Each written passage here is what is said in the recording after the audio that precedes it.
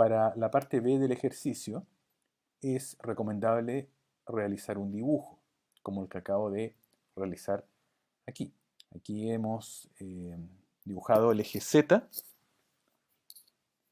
y el vector momento angular en ese color celeste para poder distinguirlo mejor del eje Z. Entonces ese vector momento angular está formando un ángulo con respecto al eje Z. Por supuesto, este vector tiene un largo que corresponde justamente al módulo del vector momento angular.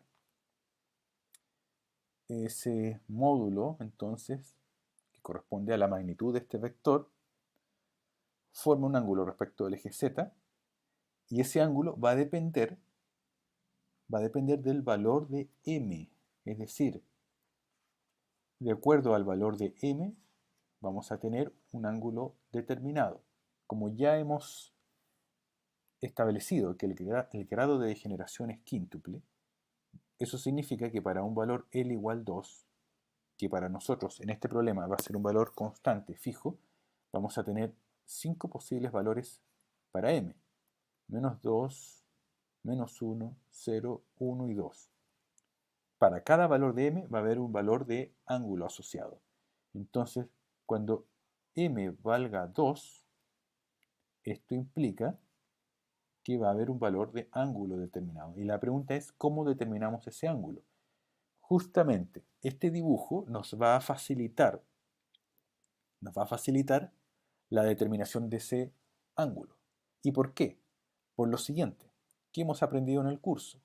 En el curso hemos aprendido que el valor propio asociado al momento angular total, el valor propio, acuérdense, ahí está, L cuadrado, actuando sobre los armónicos esféricos, entrega o devuelve como resultado el valor propio h barra cuadrado por L más 1 y multiplicado por el armónico esférico correspondiente. Esto implica que el valor del momento angular, es decir, el valor absoluto, la magnitud de este vector, es la raíz cuadrada de esta expresión que tenemos ahí. Esta expresión entonces es igual a h barra por raíz de L por L más 1. Bien, ahí tenemos la magnitud del momento angular en función del número cuántico L y de la constante de Planck reducida. Y por otro lado, nosotros sabemos que la acción de la componente z del momento angular sobre el mismo armónico esférico entrega como resultado h barra m minúscula por la misma función armónico esférico. Esto implica que el módulo, bueno, no el módulo, sino que la magnitud de esta componente en z, la magnitud de esta componente a lo largo del eje z, corresponde justamente a h barra m. Ese sería el valor. En el gráfico que acabo de dibujar aquí, ¿dónde estaría representada esta componente z? Bueno, a lo largo del eje z, evidentemente. Y sería simplemente la proyección del vector momento angular sobre el eje z. Es decir, la proyección corresponde a esto. Y por lo tanto, este trozo o fragmento del eje z es la proyección del vector momento angular orbital sobre el eje z. Y esa es justamente la magnitud Lz. Es decir, esto sería Lz. Lz vale h barra m, y por otro lado, la magnitud del momento angular orbital vale h barra raíz cuadrada de L por L más 1. Si nos interesa determinar este ángulo phi que aparece allí, tenemos que recordar entonces qué tipo de función trigonométrica definen estas dos cantidades, Lz y el momento angular orbital. A ver, recordemos qué magnitud trigonométrica permite definir estas dos cantidades. Si ya la tienen en mente, ahora se las recuerdo. Coseno de teta. Coseno de teta sería el ángulo adyacente al... Perdón, coseno de teta sería el lado adyacente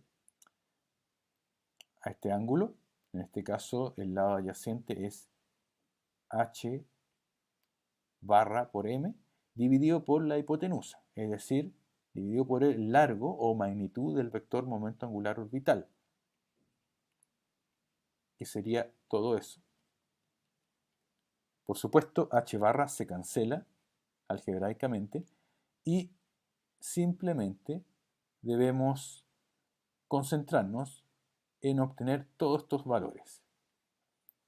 M partido por raíz cuadrada de L por L más 1, eso siempre nos va a dar o nos va a entregar el valor de coseno de teta. Y sabiendo el valor de coseno de teta, vamos a poder saber el valor del ángulo teta para cada valor de m minúscula. Por lo tanto, con esa información que tenemos aquí, ahora ya estamos en condiciones de determinar todos los valores, es decir, los valores posibles para el ángulo formado por el vector momento angular orbital y su componente en el eje z. Basta simplemente con otorgar valores a m para el valor de L, que en este caso siempre va a ser 2. Entonces m puede ser menos 2, menos 1, 0, más 1 y más 2, y L siempre va a valer 2. Ahora estamos en condiciones de responder a este ejercicio. Entonces vamos a partir por el valor más alto de m. Eso es simplemente una decisión arbitraria, no tiene nada de especial que partamos por m igual 2 o m igual menos 2. Da igual, lo importante es abarcar todos los posibles valores de m. Entonces cuando m vale 2, ¿qué tenemos como consecuencia de ese valor? Como consecuencia tenemos que el valor de coseno de teta va a ser igual a 2, porque m vale 2, ¿cierto? Raíz cuadrada de 2 por 2 más 1. Es decir, 2 partido por 2 por 3, bajo la raíz cuadrada, por supuesto, en el denominador. Eso es igual a 2 partido por 2 raíz de 6. Ese es el valor de coseno del ángulo. Aplicando con la calculadora científica el inverso de la función coseno, es decir, arco coseno, esto implica obtener un ángulo de, y se los voy a dar en grados y minutos, 35 grados, 15 minutos. Vamos para el caso m igual 1. Para m igual 1, eso implica que el coseno del ángulo es igual a 1, y ahora no me voy a detener desarrollando a cada rato la raíz, simplemente voy a colocar el valor que está en el denominador, que siempre va a ser constante, porque L va a ser siempre igual a 2. Así que el valor en el denominador siempre va a ser raíz de 6. 1 partido por raíz de 6 es coseno de teta, por lo tanto el ángulo teta va a valer 65 grados 54 minutos. Para el caso de m igual 0, m igual 0, esto implica que el valor de la función trigonométrica coseno de teta es igual a 0 dividido por raíz de 6. Esto implica que el ángulo es, y ya muchos lo intuyen, sin siquiera usar la calculadora científica, 90 grados. 90 grados, es decir, pi medios, tiene un valor de coseno que es igual a 0. El coseno de 90 es 0. Y ya nos va quedando simplemente los dos últimos valores posibles de m, que sería m igual menos 1.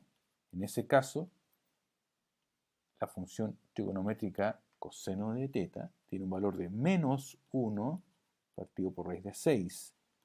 Eso implica que el valor del ángulo es 114 grados 6 minutos.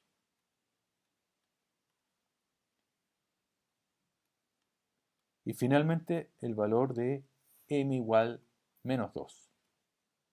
En el caso m igual menos 2, Eso implica que la función trigonométrica va a adoptar el valor de menos 2 partido por raíz de 6.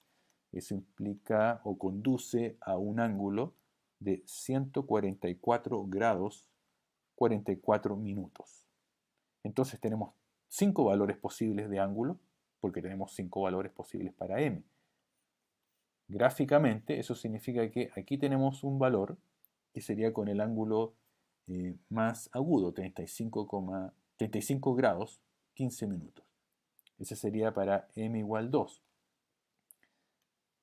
Es decir, si quisiera graficar ahora los valores que acabamos de obtener, grafiquémoslo. Si quisiera graficar, este primer gráfico sería correspondiente al caso del ángulo m igual, perdón, sería el caso del estado m igual 2. Con m igual 2 tenemos un ángulo de 35 grados 15 minutos. Entonces, este que acabo de dibujar aquí, justamente corresponde entonces al caso de m igual 2. ¿Qué pasa con m igual 1? Tendríamos esta otra situación. Por supuesto, si bien no está muy claramente definido acá, el largo del vector siempre es el mismo. El largo del vector no cambia. El largo del vector, recuerden, es igual a h barra por raíz de L más 1. En este caso, como se trata de igual 2, el largo del vector es simplemente h barra raíz de 6. Esta es la magnitud del momento angular total. Ese largo no cambia. Lo que cambia es entonces la componente z, porque dependiendo del ángulo que esté describiendo este vector con respecto al eje z, vamos a tener una proyección más o menos larga de este vector sobre el eje z. Así que en el caso del eje z, aquí tenemos esta otra posibilidad, la magnitud es más pequeña, y eso es lo que justamente estamos viendo. Aquí, en el caso de m igual 2, la magnitud es más grande, la magnitud de Lz, es decir, el largo de la componente z. En el caso de un ángulo de 90 grados, como lo vimos hace un momento, en el caso de 90 grados, como el coseno es 0, significa que no hay proyección sobre el eje z. Es decir, el ángulo correspondiente al ser 90 grados significa que el vector momento angular es perpendicular respecto del eje z. Perpendicular respecto del eje z. Por lo tanto, en el caso de m igual 0, tenemos esta situación. Ahí está perpendicular al eje z.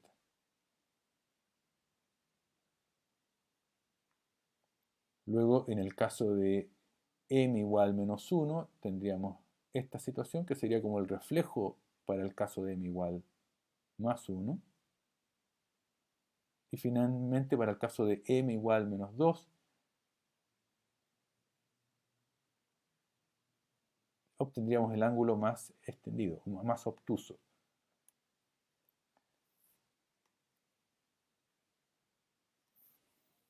Esta sería entonces la representación gráfica de las orientaciones que adoptaría este vector momento angular dependiendo de los valores de m.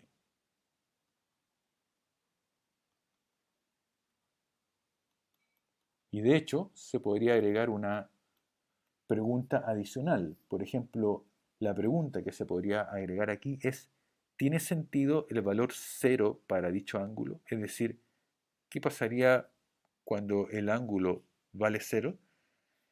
El ángulo puede valer 0 solo si el número cuántico L es igual a 0. Solamente en esa circunstancia el ángulo puede ser 0. En los demás casos, si el ángulo θ fuese igual a 0, m sería igual a raíz cuadrada de L por L más 1. Y eso significa que seríamos capaces de determinar no solamente L cuadrado, sino también las tres componentes del momento angular orbital. Y eso implicaría conocer con exactitud el eje de rotación. El eje de rotación significa conocer exactamente todas las componentes del vector momento angular.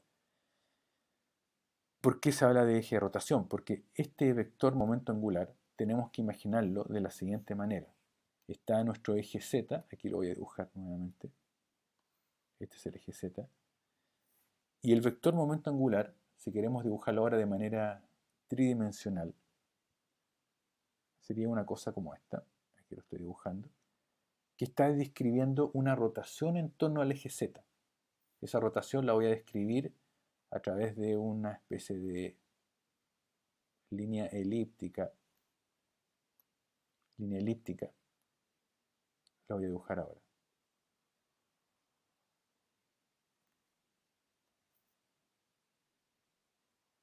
Una cosa como esta está describiendo. Hay que imaginarse este vector momento angular como una flecha que está rotando en torno a este eje Z. Está rotando. Entonces esa rotación describe un ángulo con respecto al eje Z que nosotros hemos llamado de manera genérica θ. Entonces para el caso de m igual 2, ese ángulo que se describe, ese valor de θ, es igual a 35 grados y 15 minutos. Cuando m es igual a 1, el ángulo es un poco más grande. ¿Se acuerdan? 65 grados 54 minutos. Entonces, cuando m es igual a 1, el vector momento angular describe un ángulo más abierto, es decir, mayor que en el caso de m igual 2. Es decir, si tuviéramos que dibujar ese vector, pero tomando en cuenta o considerando el movimiento en torno al eje Z, que es un movimiento, repito, de tipo rotacional, entonces habría que dibujarlo así. Estoy tratando de hacer una especie de dibujo tridimensional que represente entonces ese movimiento circular en torno al eje Z. Y estaría moviéndose en torno al eje Z de manera circular.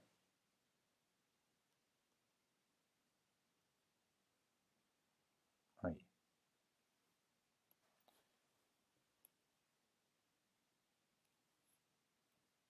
Bueno, el largo del vector momento angular, el largo no cambia, así que voy a preocuparme de dibujarlo exactamente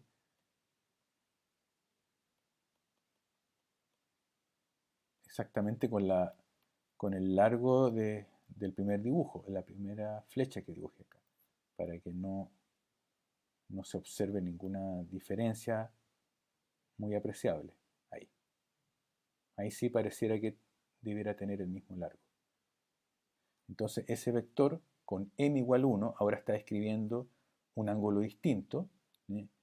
Es decir, es más abierto el ángulo y está rotando entonces en torno a este eje Z.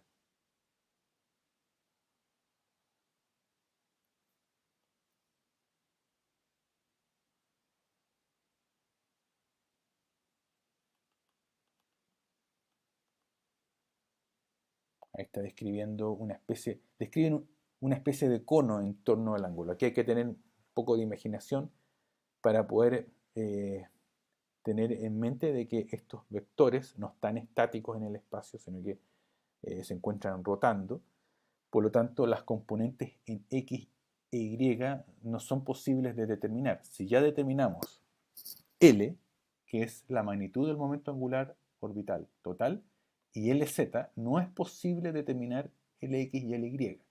Entonces, como no es posible determinar Lx y Ly, esas dos últimas componentes, X y Y, simplemente son indeterminadas. Es decir, tienen un valor específico, pero no las podemos determinar. Solamente podemos determinar los valores que tienen relación con los cuadrados de Lx y Ly, y en particular la suma. Lx cuadrado y Ly cuadrado sumándose entre sí, eso sí lo podemos determinar, pero no los valores individuales de Lx y Ly.